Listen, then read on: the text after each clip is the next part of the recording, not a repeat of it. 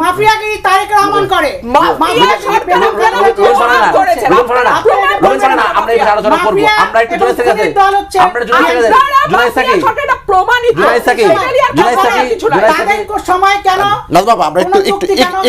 আসসালামু আলাইকুম প্রিয় দর্শক, প্রধানমন্ত্রীর জন্য খারাপ লাগে ব্যারিস্টার রুমিন ফারহানার এবং আওয়ামী লীগের এক নেত্রীর সাথে কঠিনভাবে দ্বন্দ্বে লিপ্ত হন প্রধানমন্ত্রীকে নিয়ে। প্রিয় দর্শক, চলুন আমরা সেই দ্বন্দ্বর কিছু অংশ দেখে আসি।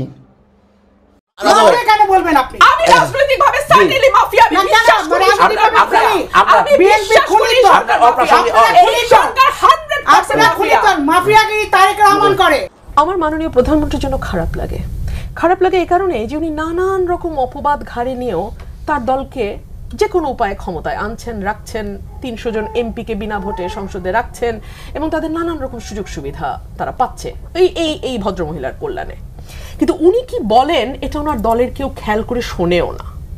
আমি কয়েকটা হেডলাইন বলি। বাংলা ট্রিবিউন ৩৮ মে ২০১৮, ভারতকে যা দিয়েছি সারা জীবন মনে রাখবে শেখ হাসিনা। ntvbd.com, ভারতকে যা দিয়েছি সেটা তারা সারা জীবন মনে রাখবে। ৩০ মে ২০১৮। আগের লাইনগুলি পড়েন। আমি শুধু একটা লাইনই বলেছিলাম। গ্লাসে অর্ধেক পানির মতো কথা বলছেন। তাহলে ওনার পুরো বিবৃতি পড়ি। ওকে ফাইন, চলেন, ওই সময় যদি থাকে চলেন আসেন পুরো বিবৃতি পড়ি। আওয়ামী লীগ সরকার ভারতকে যা দিয়েছে দেশটি তা সারা জীবন মনে রাখতে হবে বলে মন্তব্য করেছেন শেখ হাসিনা। আরো শুনবেন? বলবো? আপনি সময়ও টানবেন, আপনি বক্তব্য জানতে চাইবেন। আমি একটা কথা বিনীতভাবে বলবো, খুবই বিনীতভাবে বলবো, আপনার দলের নেত্রী ওনার বক্তব্য জানেনই না। প্রধানমন্ত্রীর জন্য খারাপ লাগলে, যদি খারাপ লাগতো সেটা আপনার বাবার লাগতে পারতো, বা আপনার বাবার জন্য আপনার বাবা বঙ্গবন্ধুর জন্য আপনার বাবার খারাপ লাগতো। আপনি তো প্রধানমন্ত্রীর জন্য খারাপ লাগবে না। প্রধানমন্ত্রী সমালোচনা করবেন, আবার আপনি সংসদে যোগ দিয়ে গাড়ি বাড়ির জন্য কথাগুলো কি রেলেভেন্ট না? প্রধানমন্ত্রী সমালোচনা করবেন। যেই লাইনটা বলেছিলাম এটা কি নিউজে আছে না? না, আপনি আপনার কথা শুনবেন। প্রধানমন্ত্রী সমালোচনা করবে, এই লাইনটা কি উনি বলেছেন না বলে নাই? মানে মাফিয়া, আবার সেই মাফিয়া সরকারের কাছে উনি অ্যাপ্লিকেশন করে জমি নেবেন, বাড়ি নেবেন, গাড়ি নেবেন, সেটা কেন চাইবেন? আপনি কি করে জানেন? আমি জমি উইথড্র করেছি, আপনি সেটা জানেন না। আমি রুমিন ফারহানা যেটা বলেন সার্টেনলি বিশ্বাস করি। জমির অ্যাপ্লিকেশন যদি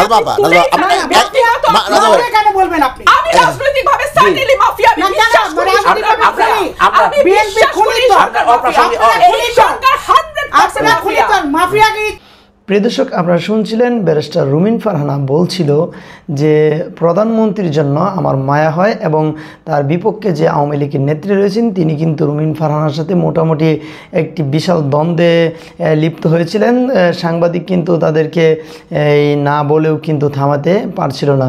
তবে প্রিয় দর্শক, এখানে আসলেও প্রধানমন্ত্রীর জন্য মায়া হয়। প্রধানমন্ত্রী হাজারো মানুষের কিন্তু অনেক গরিব দুঃখী মানুষ রয়েছে যারা প্রধানমন্ত্রীকে তারা দোষারোপ করতেছে এবং প্রধানমন্ত্রী এই যে বারবার বিনা ভোটে বিনা প্রতিদ্বন্দ্বিতে তারা জয়ী হচ্ছে, এটা কিন্তু যদিও মানুষের কিছু মানুষ আওয়ামী লীগ সাপোর্টার রয়েছে বা আওয়ামী লীগ তারা সমর্থন করে, তবে এই যে দীর্ঘদিন ক্ষমতায় রয়েছেন এই দীর্ঘদিনে আওয়ামী লীগের কিছু নেতা কিছু না, আমি অনেকেই বলবো আওয়ামী লীগের অনেক নেতাকর্মী যারা আওয়ামী লীগের দলের ভিতরে রয়েছে এবং বড় বড় পদে রয়েছেন, তারা কিন্তু দল থেকে এই দলটিকে উচ্ছৃঙ্খল করে তুলেছেন এবং মানুষের কাছে এটি একটা গালি হয়ে দাঁড়িয়েছেন।